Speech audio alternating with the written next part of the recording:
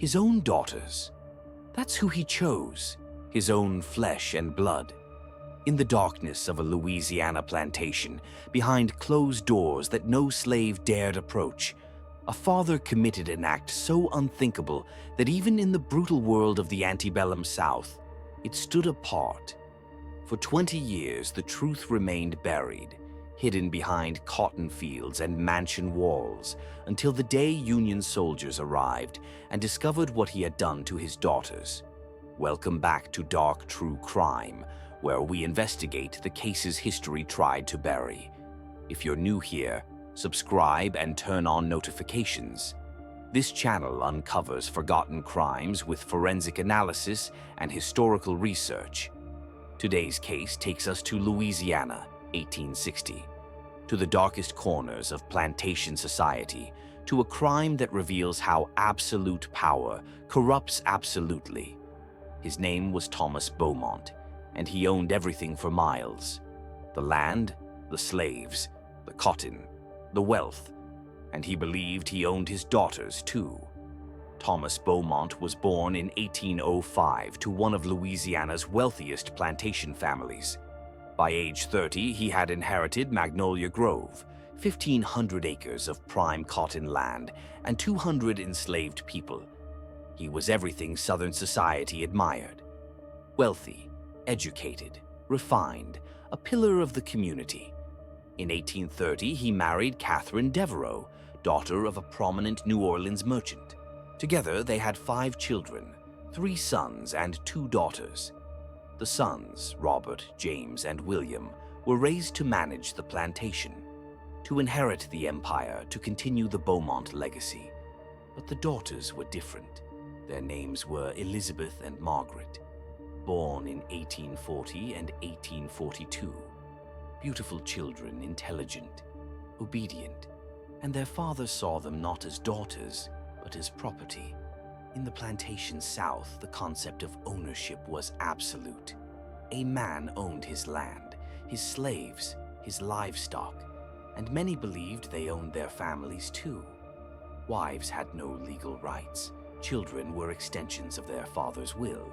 But what Thomas Beaumont did went beyond the brutal norms of his time. It began when Elizabeth turned 13. Thomas began visiting her room at night, behind locked doors. In silence, the household staff knew something was wrong. They heard things, saw things. But in a world where slaves could be killed for speaking out of turn, no one dared intervene. Catherine, his wife, knew.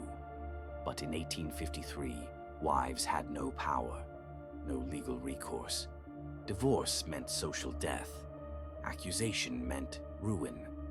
So she said nothing, and Elizabeth suffered alone. 2 years later, when Margaret turned 13, the same horror began for her.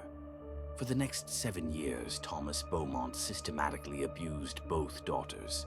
They could not leave. They could not speak. They had no escape. The plantation was their prison, and their father was their warden. In 1860, Elizabeth became pregnant. She was 20 years old. She had never left the plantation, had never spoken to a man outside her family. The father was Thomas Beaumont. When the child was born, a girl, Thomas registered her as his daughter, not his granddaughter. His daughter. On official records, the mother was listed as unknown. Elizabeth was forced to raise the child as her sister. The same horror would repeat with Margaret 2 years later. Before we continue, let's understand what was happening here from a psychological and historical perspective. Incestuous abuse by fathers in positions of absolute power shows these patterns. 1. Isolation. The victims are kept away from outside influence. No education beyond the home, no social connections, no escape routes. 2. Normalization. The abuser frames the abuse as natural, as his right, as the way things are supposed to be. 3. Complicity through silence. Everyone around the abuser knows, but systemic power prevents intervention. Dr. Judith Herman, a trauma psychologist, explains, in systems of total control, slavery, cults, absolute patriarchy, abuse becomes institutionalized. The victim has no recourse because the system itself enables the abuser. In antebellum Louisiana, plantation owners held godlike power. They could kill slaves without consequence. They controlled every aspect of life on their land. The law saw wives and children as property. Women could not own land, file lawsuits, or leave marriages. Thomas Beaumont's abuse was enabled by a system designed to give men like him absolute power. But even in that brutal world, what he did was considered monstrous. In April 1862, Union forces occupied southern Louisiana. The Civil War had come to Magnolia Grove. When soldiers arrived at the plantation, they found something unexpected. The Beaumont sons had fled to join the Confederate Army. Thomas had died of illness 6 months earlier. Catherine remained, along with Elizabeth, Margaret, and several young children. The commanding officer, Colonel William Hayes, was tasked with cataloging the plantation's assets. He began interviewing the formerly enslaved people. That's when he heard the stories. Enslaved workers described the screams from the main house, the locked rooms, the children born to the daughters who looked exactly like Thomas Beaumont. At first, Hayes didn't believe it. Surely this was exaggeration, rumor. But then he examined the birth records. Elizabeth Beaumont, born 1840, listed as mother of Sarah Beaumont, born 1860. Father, Thomas Beaumont. Margaret Beaumont, born 1842, listed as mother of Anne Beaumont, born 1862. Father, Thomas Beaumont. The official record stated plainly what had happened. Thomas had registered his own daughters as mothers of his children. He had documented his own crimes. When Hayes confronted Catherine Beaumont, she broke down. She confessed everything. The years of abuse, her powerlessness to stop it, her shame at her own silence. Elizabeth and Margaret confirmed the truth. They were 22 and 20 years old. They had spent their entire adolescence being raped by their father. Hayes was horrified. He had seen the brutality of war, the violence of slavery. But this was something different. This was a father who had treated his daughters as he treated his slaves, as property to use and discard. Hayes filed a detailed report to Union Command. He wanted Thomas Beaumont prosecuted posthumously. He wanted the case documented, the truth revealed. But Thomas was already dead. There would be no trial, no justice.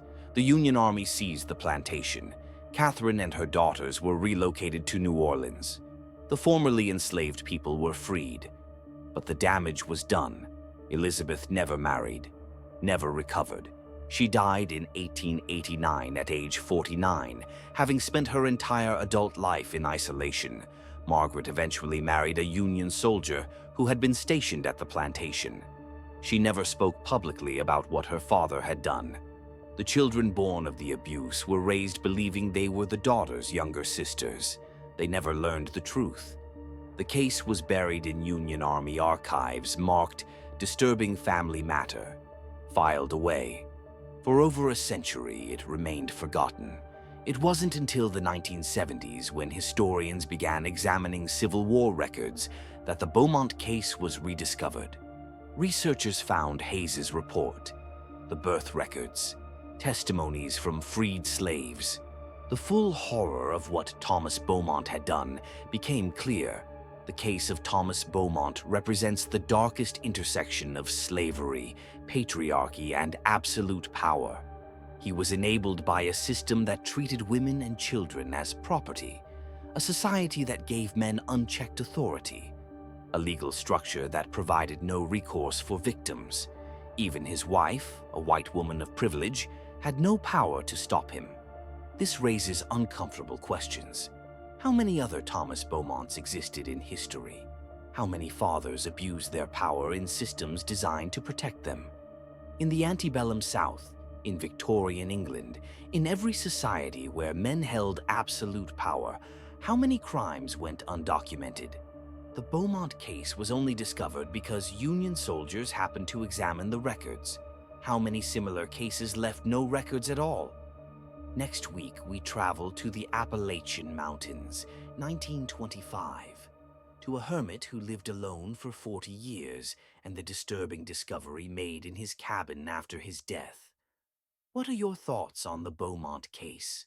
How do systems of power enable abuse? Drop your comments below. If you found this case disturbing, hit that like button and subscribe for more forgotten crimes. I'm Dark True Crime, and history's darkest secrets are waiting.